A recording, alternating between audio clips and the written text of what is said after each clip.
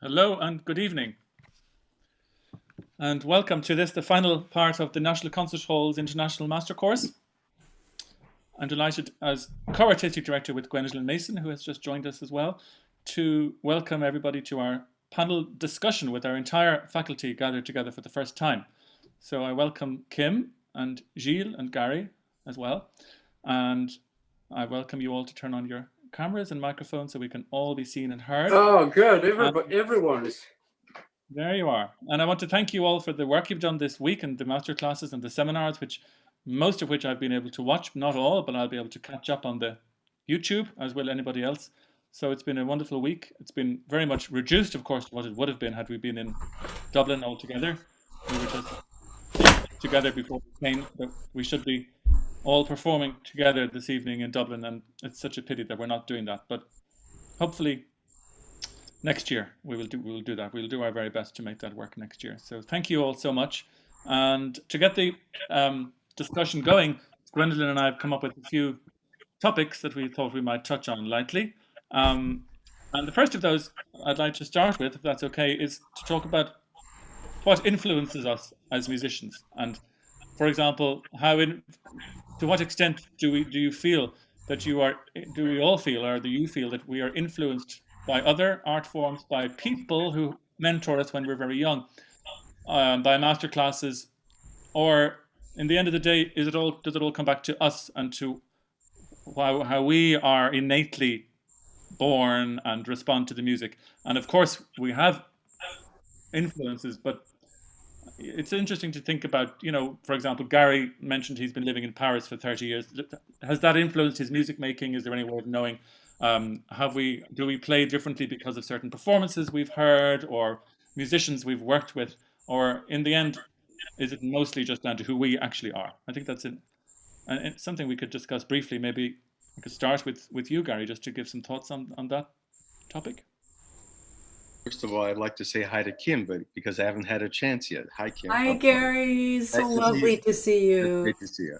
It's great to see you. Hi, Kim, as well. Well, there you go. I already saw Gilles. I think inevitably one's life experiences, of course, fold back into everything we do as a musician. Certainly in my particular case, moving to Paris and having the experience of living in Europe, living in Paris, and specifically, I know has changed me.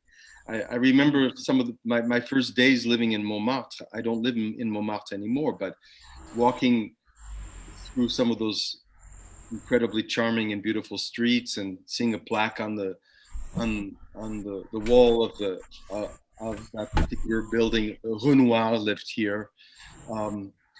Walking through parts of Paris, seeing a plaque, Debussy wrote Péléas et Mélisande here, and things like that. And of course, that's incredibly inspiring. But one of the things that I noticed that was happening to me is I started to realize that these people, these gods of mine that, I put on pedestals, and rightly so, but they were people too, just like me.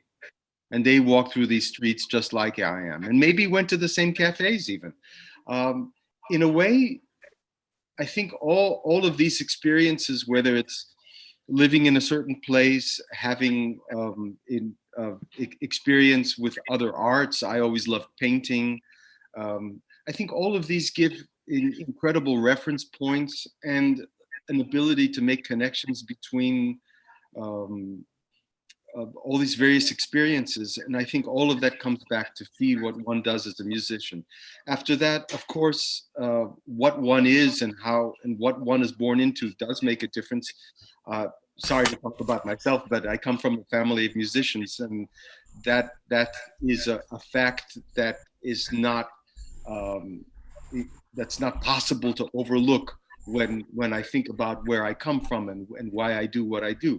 I wasn't forced to play, but the fact that music was always around and in a professional context has always been a conditioning effect on my life. There's no question about it.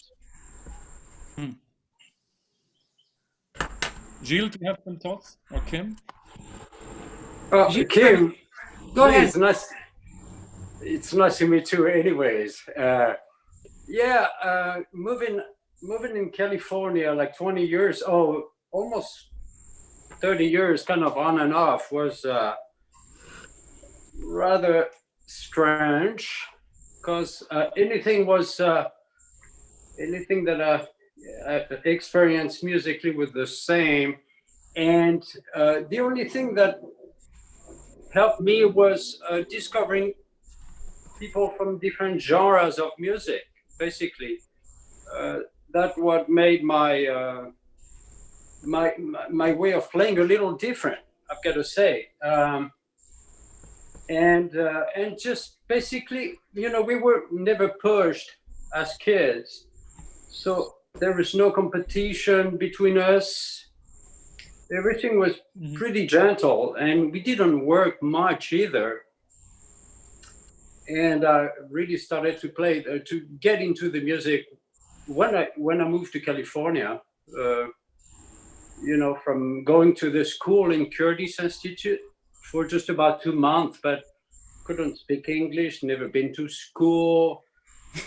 So it was kind of strange, but then I quit school, and then my girlfriend was living in Santa Barbara. So, life goes on, and the inspiration came from meeting all my friends, longtime friends traveling, and that's it. So I had to do everything by myself, pretty much, like teaching myself. Another way, there was no culture where I lived. There was absolutely not much going on, and so you have to create everything. And that's my inspiration through traditional music a bit. That's changed my playing, I've got to say. Mm-hmm. Thank you. And Kim, do you have some thoughts? Yeah, I certainly do. So, first of all, I think that we need to realize that those environmental factors are sometimes earth-shatteringly important, but 2 or 3 or 4 people might experience the same environmental factors and receive it very differently and process it very differently. So I think that it's 2 pillars that we're talking about here. One is everything that's external, and then there's what do you do with it?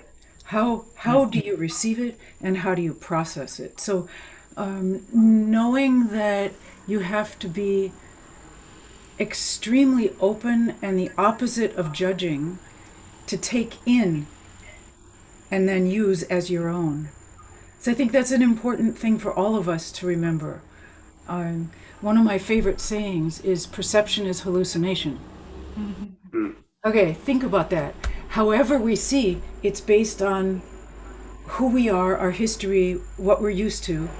And if you can drop that and really see in a pure way, or hear in a pure way, or feel in a pure way, then you're more likely to be able to process and use in a creative manner anything that you take in. So that, I would say, first of all. Second of all, I've noticed that in these months of listening a lot online, that what's become very clear to me is that the visceral, the actual sensation of sound, of hearing and feeling sound in a space is probably irreplaceable. And the value of that, I think, has actually helped me to understand how better to perform any given piece when I again get the chance to do so. So this has been a very valuable perspective in a way. So I want to say that. And then I'm doing a lot of garden work, this is the first time I've been home in the summer since I was 15. And that's a very long time ago. But one of the things I'm doing is gardening, and I can smell the earth and the various types of vegetables, and I can hear the wind in the trees and what that sound and rhythm does in terms of thinking about music. And that's something that I just better understood, something that Leon Fleischer always said to us, which you have to understand the centrifugal force of the gesture. Now you listen to the music of the wind in the trees, and suddenly, aha, that's what he means. Ah, really great. And then the idea of texture in music. We have next door to us, the family keeps chickens, right? So the chickens are free range, and they seem to have a sixth sense for when I'm digging in the garden. They're within 2 minutes, they're all there. And they're very friendly and they're not afraid at all. And if I need to move one out of the way because that's exactly where I want to dig, then I get to even touch them. And I can tell you that my experience of what soft means has completely changed, because those chicken feathers are 10 times better than touching silk or velvet. It's so soothing and wonderful. And so also just the geometry of motion. If you're taking a walk and you see a root on the ground and you see its shape in space and you think, aha, that belongs at the recap of the whatever. I mean, all kinds of beautiful influences if you take it in an open way. Yeah, I'm done. How wonderful. So much, Jim. It's hugely inspiring, and I would agree with a lot. I think I've learned most about making music without my instrument. Yes. I think I've learned a lot from my own body and how it's changed and how I've gotten to get to know it better in later years. So from where I began as a musician and how I learned to play to, in my case, then suffering injury and going, well, I'm not going under the knife. I would like to find a different way out. And all of the music that resonates in me ever since. I've learned a huge amount from jazz music, which is something I know Gary and I and Gilles certainly share in common. I've learned a lot from I learned a lot from listening to Ella Fitzgerald sing. I learned a lot from listening to Sarah Vaughan sing. I learned a lot from Miles Davis. In fact, from Miles Davis, I learned what can happen when you, by accident, Miles Davis has this iconoclastic sound, this singular sound that is recognizable in an ocean of trumpet players. And apparently, I'm not sure if this is true, but apparently, what happened one day is that he had such sore, dry lips from playing so much that he had a tiny little bit of skin that was sort of flaking, getting in the way of the valve. And it created a sort of a in the sound, like that air you just described. And apparently he started building on trying to get more air into his sound, which sounds kind of counterproductive as a drum player, but and I love this idea of experimenting, of searching for sound away from the instrument. So I think for me, a lot of my influence has come from not performing, and I think one of the first times I got in touch with that sort of philosophical view was with Jude Shebuk, who I met when I was 15 and who completely changed how I approached my instrument. He never, at least not with any experience I had, he never taught through using the instrument as his point of departure. He always taught with, talking about Proust or talking about poetry or talking about nature. Very much like you just did, Kim, which was hugely inspiring. So thank you very, very much. Thank you all. It's so gorgeous to be here. I mentioned this earlier on to Gary today. We should be performing Shostakovich Quintet right now. And unfortunately, we aren't, but I can't wait to do so with all of you. And I take it upon myself to ask a question, and I'd like to start with you, Finian, my dear friend. We have been through a lot together. We've been in a lot of contact, Finian and I, during this lockdown, during this pandemic that has seized the world. And I know that people have dealt with this whole thing differently. I'd love to ask you, Finian, has anything changed for you through being in a certain sense of isolation or confinement or solitude or not playing with people or in front of people? Has something changed about how you feel about music or how you feel you will play after this is hopefully over? Thank you, Gwendolyn. Great question. And yeah, it's certainly been a very difficult time. For me, it's been very, very lonely. It's been particularly the first 3 months where in Ireland we were really totally locked down. And for many weeks we weren't allowed to go further than 2 kilometers or 5 kilometers from our home. It was a very, very lonely time and a very anxious time. There were a lot of reasons to be anxious about all kinds of things.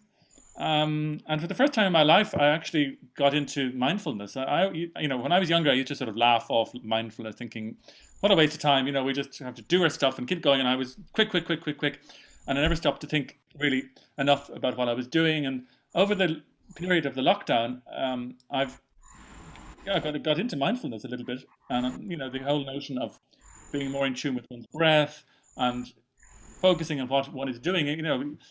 You realize that you've had a cup of coffee and a cake, and you haven't tasted that coffee, you haven't tasted the cake, and so just to slow down a bit and like Kim, I've been doing a lot of work in the garden. I spent hours. I'm lucky enough to have a garden here in the southeast of Ireland, where I finally had time to really do stuff I never had time to do before, and to watch the different flowers and plants develop. I used to be here for 2 days a month, and now I was being here for 4, 5, 6 months in a row, and that has been at times very uplifting, at times also just weird and depressing, because I'm just not used to it, and my body was sort of crying out, saying, "What are we doing here? We should be out. We should be performing. We should be with people." So it's been a sort of a roller coaster emotionally, but I think the mindfulness thing will stick with me, and I've also been doing more exercise, and I think I've become more aware of that and how I can bring these things to my playing and maybe to my practicing also, um, just to be more focused. And just, I love this. I heard on a podcast that I listened to during the lockdown, that we can only live in the present. There's no point regretting anything in the past. We can't do a lot about the future. We only have the now, and we only have this in breath, and we only have this out breath, and we can't get any breaths back from the past, and we can't take any breaths from the future. And I think it's a beautiful thing in this hectic world of Twitter and Instagram and short concentration spans and 3-minute bursts of this, just to have this feeling. So finally, in my middle age, I'm learning what mindfulness means, and I wish that when I was a student 20 years ago, that there was more talk about this, that there was more focus on it, or that I took maybe more time to explore it. But no regrets, and it's better late than never. So I hope that's answered your question a little bit. Absolutely, Finian. Thank you. Gilles, might I ask you something similar? Do you feel that anything has changed for you? I know from previous conversations, we've had a lot of conversations as well, you and I. You've been in California non-stop ever since this began. I think you were trying to get out, and you literally were in front of a closed door at the airport and couldn't return to Europe. And you haven't seen your family and your loved ones during that entire time. You are, in fact, in a cabin in the middle of more or less nowhere, close to the ocean. How has this been for you? Do you think things are going to be different for you as an artist? And I don't mean in the sense of concerts and all of this stuff. I mean for you inherently, from the inside out as an artist. Has anything changed for you, or do you think differently than you did before? Well, certainly, I think differently. I mean, everybody does. I mean, if you don't, there is something wrong, and if you sit under a tree for a long time, But yeah, everything has not changed radically, but I realized a lot of things about what I do, being on the road. Everything is so fast, and everything that I don't want to do is, taking planes and as Kim said, it's just about nature for me. That's all it is now. It's all that's all I care right now. I give up the idea of not playing concerts now, because this is what we do. We have to share music, so we have to play concerts. But that's on the side right now. I think taking care of my garden, taking care of my place, digging trails. That's what I'm doing right now, and just really down to the ground and go surfing every day. So the ocean, and so things that I wanted to do for so many years, and I've never had the chance to do it. And for the first time in my life, and I'm not that young, but yeah, I'm doing it. It's absolutely the biggest gift I've ever had in my life. It's the most beautiful time for me. And so, practicing the cello, started the cello, learning about extension, motions, putting your whole body in mind, in perspective when you start a new instrument. So that's one thing that really was a little complicated, and I just loved it because I want, you know, I play with amateurs and stuff. So I'm on a different pattern right now. You're learning cello, getting better at surfing, nature, you know, being attacked by wasps because I just dug and I'm just like, oh my God. Oh my, whew, they followed me all the way to the house and, you know, big stings everywhere. But it's okay. It's part of nature. You know, my bees are doing good too. And so everything's great. Yeah. So that's my thing. Loving, you know, relationship is different. You know, things that's the sad part of it. But the other part is we got to keep living, and we're doing it in style. So we're lucky to have nature and to do something around. Thank you, Over Gilles. now. Thank you. Kim, would you have any thoughts to impart on this moment in our collective lives worldwide as musicians? Yeah, I mean, especially I think for the younger musicians who are facing a real cut in what they anticipated being able to do. It is very interesting to explore, and in fact necessary to explore, and define for yourselves the difference between external ambition and internal motivation. And many of my class suffered, especially at first, from not having the external ambition or the external goals, including their graduation recitals, and and understanding that those are good and natural impulses, and of course we're all driven in part by the external world and the goals created out there, but that we have to really now balance it, maybe more than ever before, by an internal motivation which is based on vision and fantasy, your own vision and your own fantasy, and being able to work within however small your bubble is. Those of us who live close to or in nature are very lucky. But if I were in a small Manhattan apartment, my life would be very, very different right now. And I would be forced to call upon those internal resources and make my own magnetism towards personally motivated expressions. I don't know if that's clear. Maybe it's too vague. But yeah.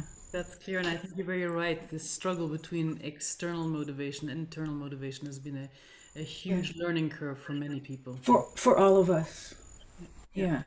Thank Yeah. you. Gary, what do you think about this? I know that you've been in Paris. There's a lot you've also, like most of us, we've all missed out on something. You recently became a grandfather of a little boy. And that's very recent. That's not even 3 weeks old. So Oh, congratulations. thank you. But I haven't seen the little one except, everyday video. And I've been saying it all along. Since I'm living alone and since I've spent most of this time entirely alone, I've seen just a few people. So thank goodness for the tools that we have now to stay in touch in a way we never had before. And I can't imagine what it would be like to know that little Rafa is growing up, changing every day, and I wouldn't have a chance to see that, but I can now. Okay, I can't hold him, but I will as soon as that's possible to do, safely, But it's interesting hearing Kim and Gilles speak about this. Of course, I don't have a garden. I live in the middle of Paris. Paris is not the ugliest city. I go every single day to the park, different parks, read, go to my favorite spots in Paris. It's true, it's not the same as being in touch with real nature, but it's nature in the same time. And for me, that's essential. and even if I don't have the chance to, feel the earth in my hands and so forth, that's always been important to me, to feel in touch with what's around. And I'm talking about the beauty of the trees and the flowers and the grass, and to hear the birds and see the sky and see the stars and all of that stuff. And the other thing that I wanted to say was that um, I have a feeling that all of us here have always in some way been in touch with why we do all this. I, I know that I have. I always felt that was very important. Of course, like Kim talks about, there is the external ambition. There's the inner motivation in terms of what's the reason for all of this, and what brings me to do this. Why do I need this? What is it about? This is something I'm sure Kim and Gilles do this as well. Gwendolyn, Finian, everybody. When I talk to young musicians, when I talk to my students, I always say the same thing. I said, the most important thing is that you know why you're doing this. That's what it's about. That's what it's about. Why are you doing this? Why do you need this? What's it about? And hopefully the answer is not to make money, because if it is, you're sorely mistaken. If you can make a decent living as a musician, and you have the opportunity to do something that's important to you, and something you love so much. It's like Joe DiMaggio used to say in baseball. He said, what could be better than to do something you love and be paid for it? We're the lucky people. But I think it's possible that what we've experienced these months and what we continue to experience has perhaps forced certain people to look and see what's the reason for all of this. And that's a good thing, actually. That's a very good thing. And I think that's something that was important before, and of course clearly important now, and will continue to be important. And if that is one of the results of what we experience, like Gilles said, living, then this is a blessing in some strange sort of way. Yeah. Thank you, Gary. And staying on the topic of the last few months and how it might affect people, I'm aware that there might be many people watching this who are maybe in their 20s and who are just finishing their studies, or maybe they've just won a competition maybe in the last few months, and they were just about to embark on a whole lot of concerts or engagements or new studies, and they just feel really anxious that they've lost their one moment to make it. I mean, our careers are what they are, and they're not going to, they're at a certain level, and they're hopefully going to be able to slot back in a few months or whenever this nonsense is all past. But for somebody who's just at that very delicate stage, what words of advice or comfort can we offer to them, maybe if they are watching? I'll throw that right back to you, Gary, since you're looking straight at me here. Back to me. Yeah. Well, it's interesting because you just said our careers are at the level they are, and hopefully we'll come back to that. I honestly, I guess I feel fortunate that that's the case. I Sure. think obviously this is a very difficult time, because anyway, under normal circumstances, it's a difficult time. When you're a young musician, you don't know what the future holds. The one thing that I would say is, it seems to me that over the last several years, there has been a greater and greater need, and I'm sure that's a good thing, to be creative in what one does. There are more and more people who want to be musicians in terms of the sort of standard and pre-existing for many, many years kind of opportunities. That hasn't changed so much. Many people who seem to be doing well have managed to create a niche for themselves.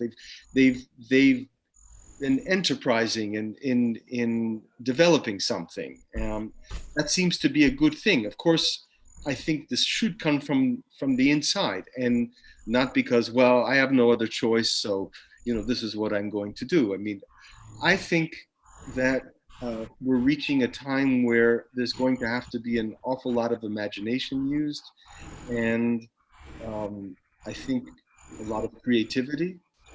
But at the same time, what I would like to say in terms of young musicians, and I think this was true before and will always be true, because I notice many musicians when they ask me what I should do now, what do you think my next step should be?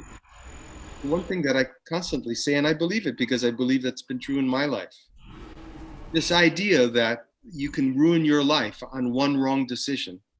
It's like that old game show on TV. You know, you have three doors. If you pick the wrong one, you get the booby prize, or the crummy beach ball instead of the fancy car.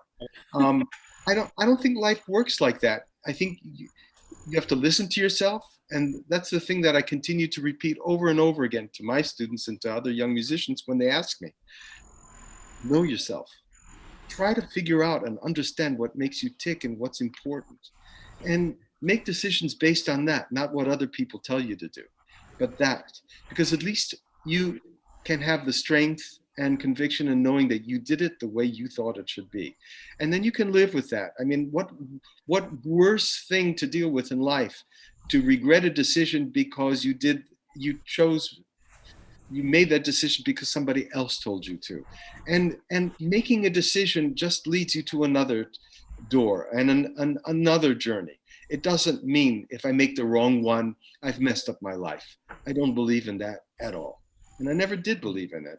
And that's one thing I just like to leave young musicians. I know this has got to be an incredibly difficult time, but music will survive, we will survive, and they'll find their way, just as we will find our way back or to something else that maybe will not be the same as what we had. We don't know yet. I think we just have to let life come to us a little bit, and know why we're doing this. Thank you, Gary. Kim, do you have any thoughts for our young musicians watching? Absolutely, absolutely. I think that most of what I'm going to say is not necessarily addressed to younger musicians, but I think that it's a very good question for everyone to ask themselves. I think we can all agree that communication is primary.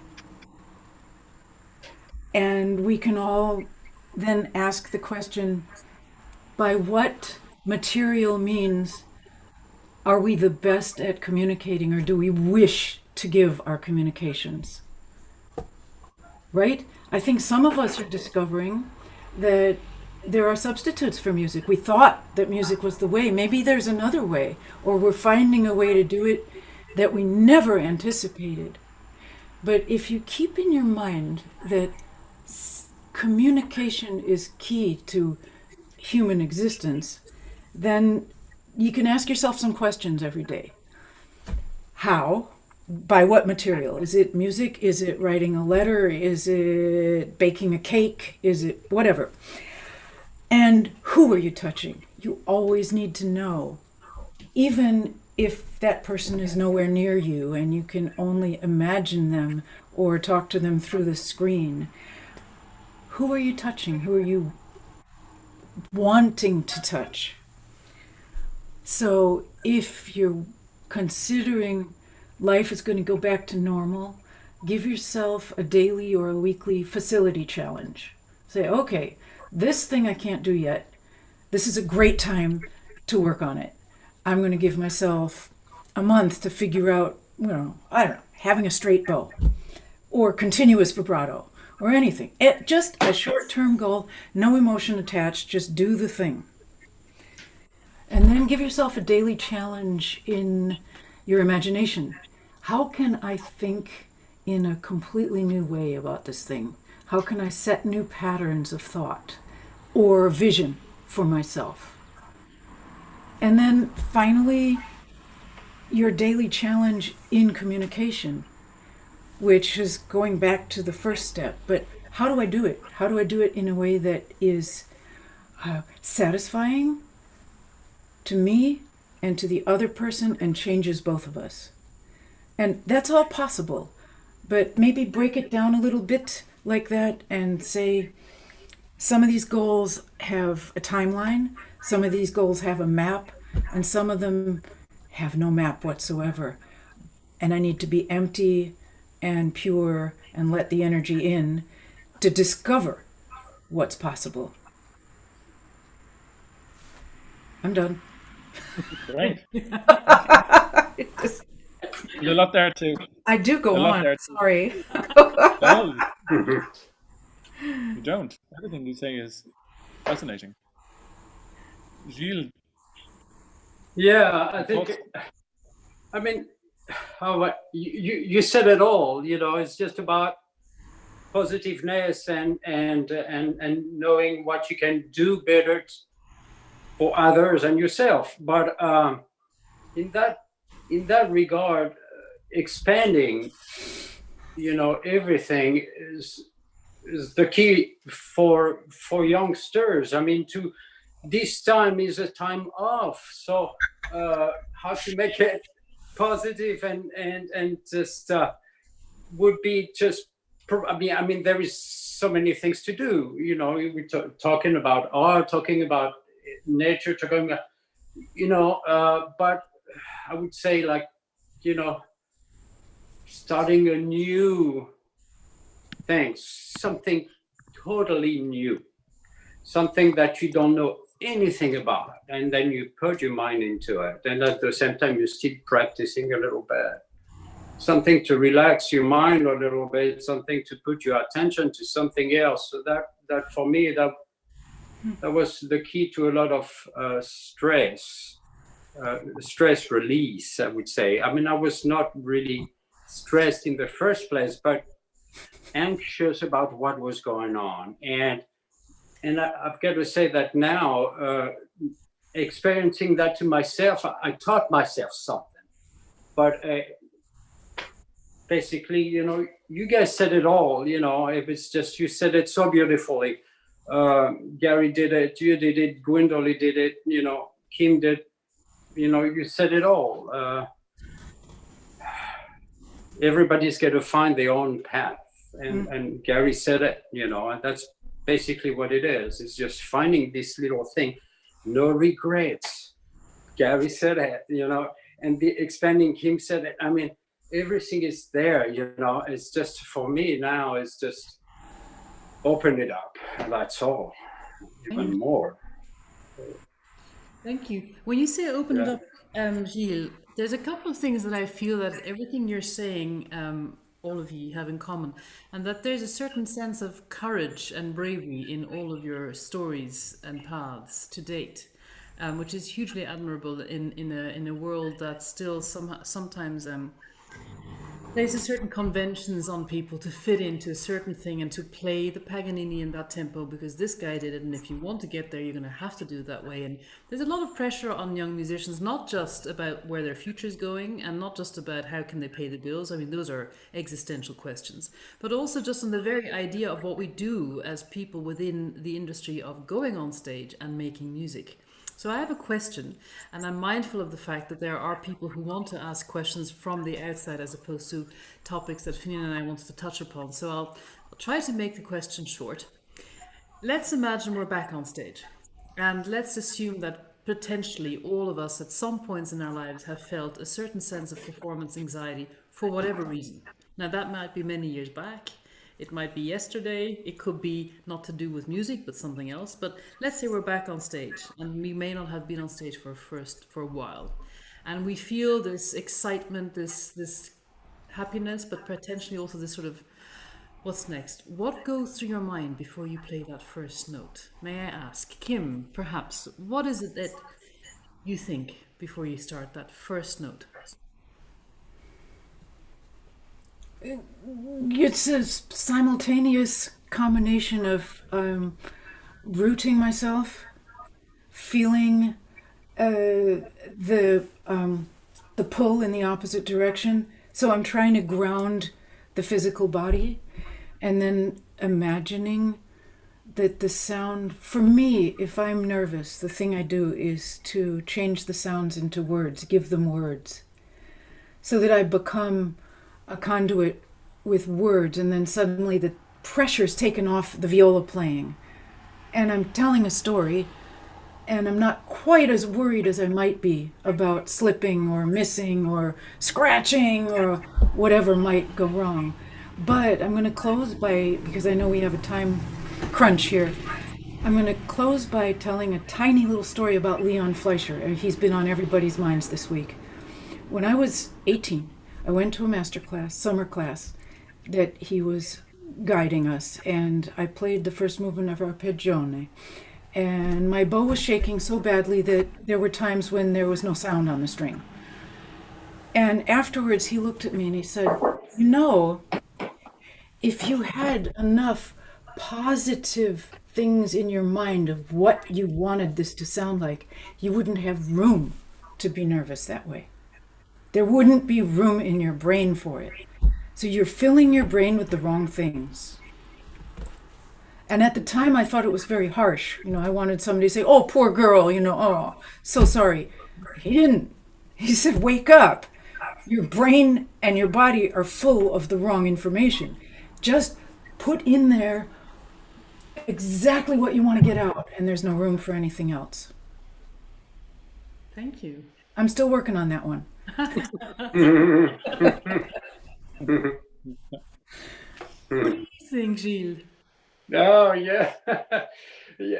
How to center yourself on stage. I mean, that's yeah. For me, it was really difficult being on stage, and it made me so uncomfortable. And I was telling that story. I had to go through this little dramatical thing of putting a finger in the door so I don't have to play again. So that was a little extreme when I was 18 years old. But I learned out about mutilating myself not to not do a concert, and I was glad that I was not able to play the violin, because that's what the doctor told me. I don't feel anything in my first finger at the tip of it.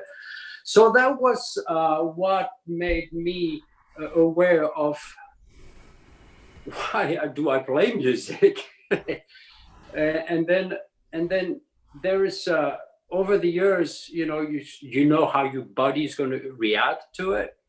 But something that really helps me now, and that's the pleasure of playing the violin. We can walk. See, we can walk, and before, when I get really uncomfortable, I didn't think I worked enough or something, I have to ground myself with something really solid, something where I don't need to think about all these thoughts that come in the mind. And it's just, so what I do is I just walk behind. Let's start doing something by Bach, and I start walking really slowly into in a big place.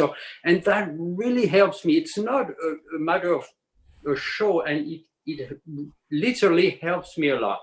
So I start walking really without clapping, but I start doing something by Bach. And so that brings me down to a really comfortable place. And then when I feel like I'm not quite in tune with what's going on, I start singing little notes, like once here and there, like a bass, like something that with the voice, and that helps me.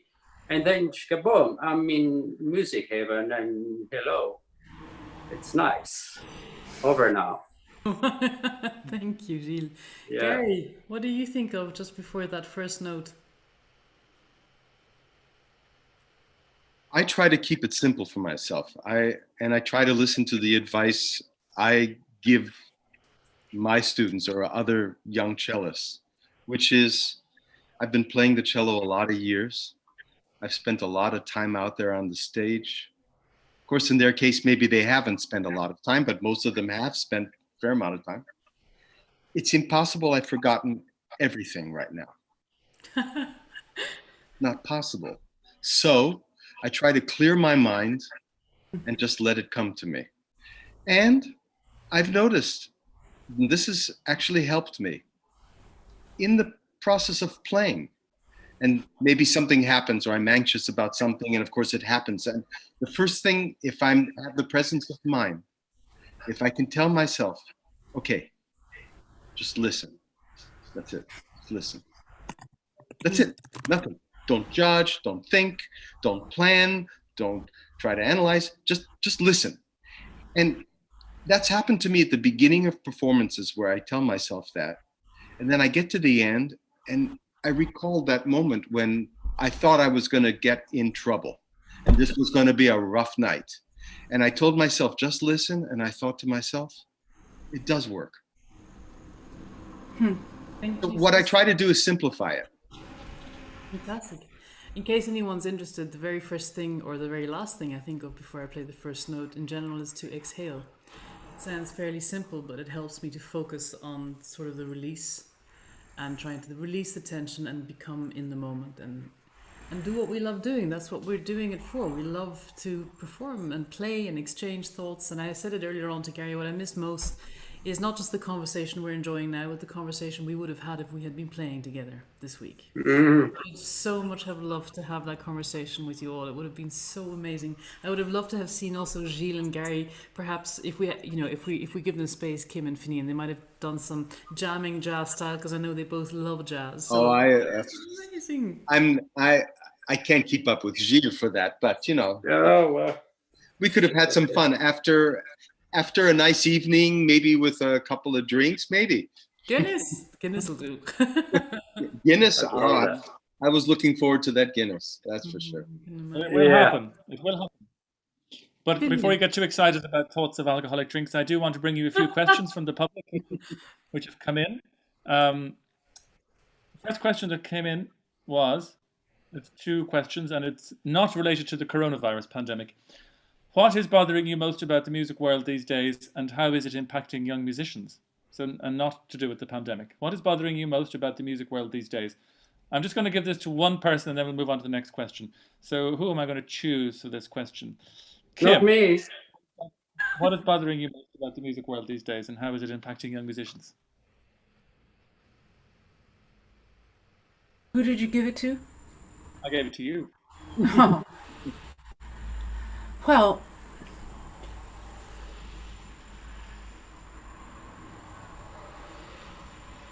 I don't really know. There are a bunch of things that maybe come together here.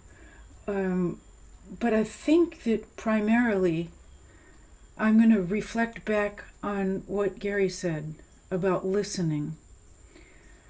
What I feel has happened observing in a concert hall is that we take our somewhat calloused ears with us as audience members. We go out and we're bombarded by sound. It's almost impossible to go anywhere where there's silence in the normal world, right? You go into a store, you go into an elevator, you go in to see your doctor. You stop at a light and somebody honks their horn. It's even the noise of the automobile. It's almost impossible to have a rested ear. And I think that has affected how an audience hears and what they want to hear, which has possibly become less intimate and therefore less powerful. Kinetic energy and bombardment of sound have maybe taken over too much of our attention, and there's not enough ability left of the normal human being based on organic circumstances, like listen to that, right? to really take in the interior of what someone is giving musically, sonically. So that's a big deal, actually.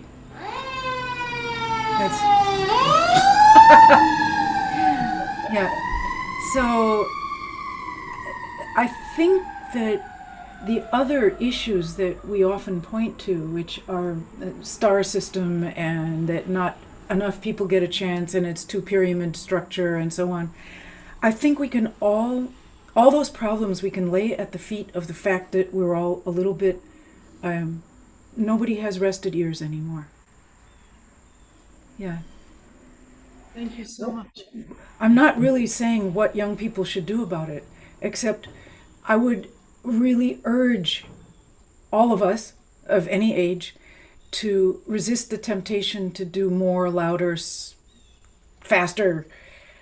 You know, aim for content, inner content. You know, when I used to hear Felix Gallimere play the opening, just the opening sound of the Brahms Horn Trio, it would just bring tears to your eyes because there was so much content in that one sound. And that's what I think we all need to go back and have the courage to look for and believe in. Thank you, Kim. That's really, really beautiful. I could listen to all of you talk for hours, and I'm so sorry that this conversation eventually will come to an end. I hope that we can somehow keep it going, and certainly that we can have it next summer, and potentially that we can also talk in public with young people and older people in attendance and have a real conversation amongst all of us. I have a question that is being posed by listeners and viewers this evening, Gary. I'd love to ask you if I may. The question is, if you could offer a young musician one single piece of advice, what would it be? I think it's going to connect with what Kim was just talking about. And I think that for me is the most important thing for any young person and any young musician. And that is to know yourself. To know yourself. And I think that's what's going to guide you throughout your life. That's what's going to illuminate the path. And I think, obviously, as you said, young musicians are constantly bombarded with all the things that they're supposed to do. And you have to do it this way. If you want to be a success, do it like this. And yet it's interesting in talking and hearing to everybody speak just now. I keep thinking about, well, I guess for us, Kim just mentioned Felix, and I, of course, knew Felix, and I know exactly what she's talking about. All these people, and these people who stand out, and these people that we admire, in the end, they're people that go their way. That's it. They go their way. And they're not afraid to do so in the end.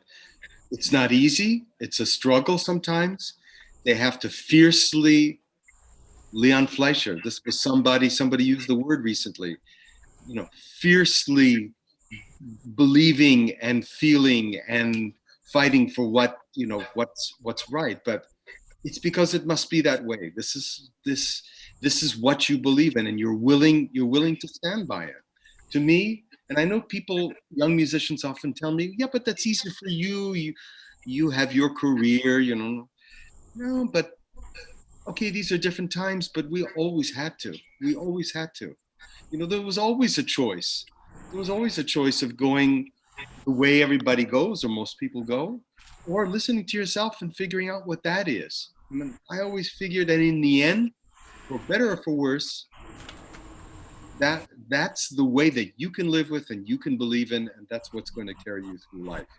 That would be my one piece of advice, is to know yourself and be true to yourself. Thank you, Gary.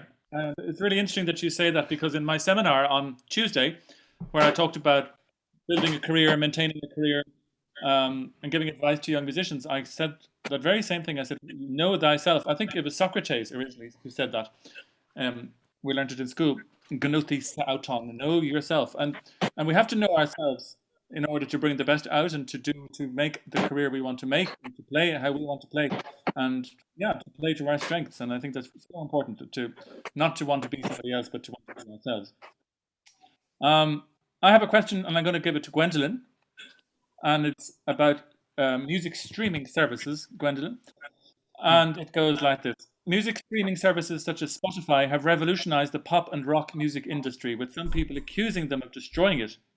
Has there been a similar impact on classical music?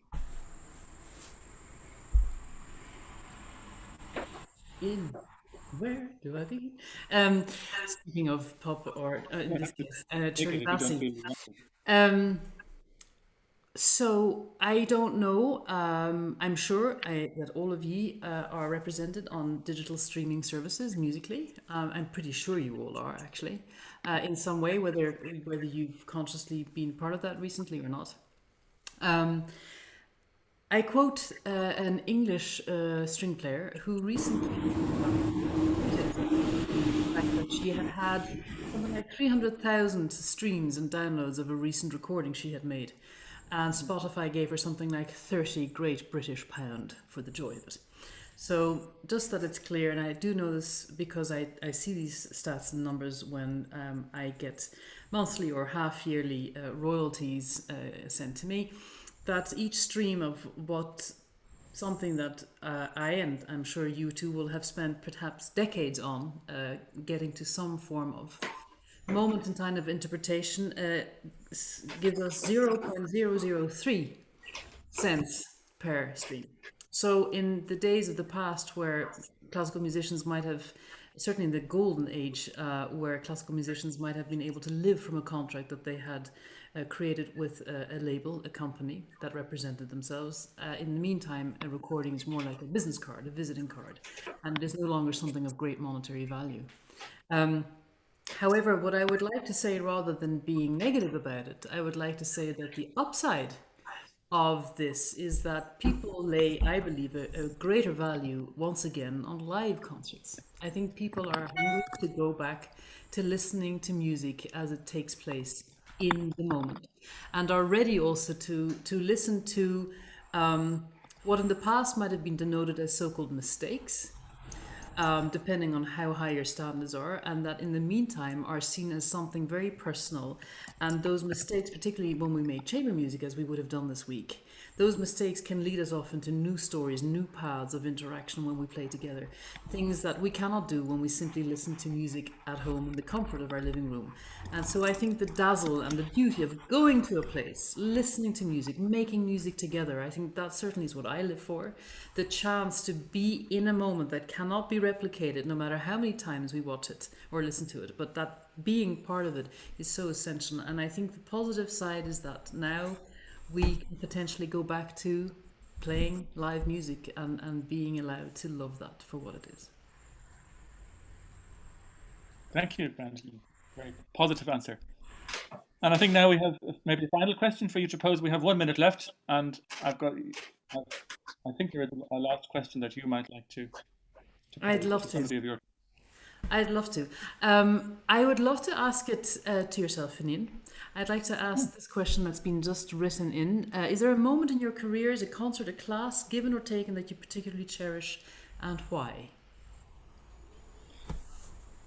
Well, I think somebody who we've all talked about and mentioned in our classes and seminars this week has been the wonderful late great Leon Fleischer, and I had the great pleasure of having one of my most memorable masterclasses was with him in 1999 at a Ravinia Festival, where I played the Alban Berg Sonata for him, and it was an amazing class. And he just spoke about focusing on every single sound we make and preparing how it will sound, and then listening afterwards to make sure it sounded the way we wanted it to sound. So this preparing each sound, and then the verification of what actually comes out the other end of the instrument.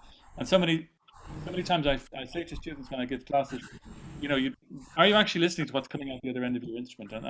And many things that he spoke about in that short class of maybe less than an hour have stayed with me. And in the week that he died, I think it's great that we have throughout this week we have touched upon him and invoked his spirit many times. And as this discussion now comes to an end, I think it's nice that we finish with the spirit of Leon Fleischer uh, over us all. So I hope that is appropriate. And I just want to say what a pleasure it's been to have this discussion with you all. What an honor it is for myself, and I think also for Gwendolyn, to have Gary, Kim, and Gilles with us, albeit virtually. It's been a joy, and I do hope fervently that we can come together in a year's time in Dublin in reality and do it all over again better. Thank you so much, everyone, for taking time for us. You're hugely inspirational, not just for us, but for a lot of people who are listening and watching. And thank you for giving your time to us. I hope that we are all safe and well and that we can meet in a year from now. Thank you very much, everyone. Take care. Have a beautiful day. Thank you all so Thank much. you. See you guys. Bye. Thank you. Thank Thank you, you. everyone. Take care. Thanks so much.